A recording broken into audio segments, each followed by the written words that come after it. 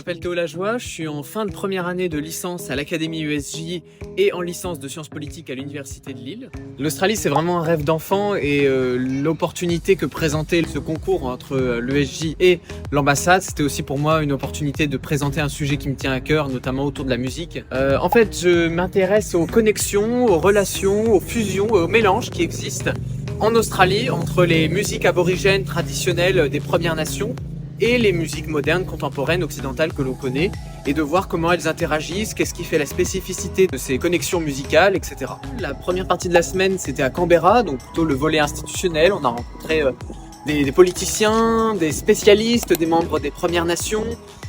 On a visité le War Memorial, le Parliament House, le Government House également, le musée national d'Australie. Et c'était vraiment une partie plutôt politique. La deuxième partie de la semaine, elle est à Sydney avec beaucoup plus du culturel, des associations, plus de musées et également des micro-trottoirs un petit peu pour découvrir un petit peu cette ville. On a beaucoup d'aide et beaucoup de soutien de l'ambassade qui nous appelle tous les soirs pour mettre à jour le planning et vraiment mettre un maximum d'échanges dans ce voyage. L'ESJ également qui est là pour nous soutenir, pour organiser et pour veiller à ce que l'on se sente bien durant le voyage et ce que l'on rencontre un maximum de personnes utiles pour notre sujet.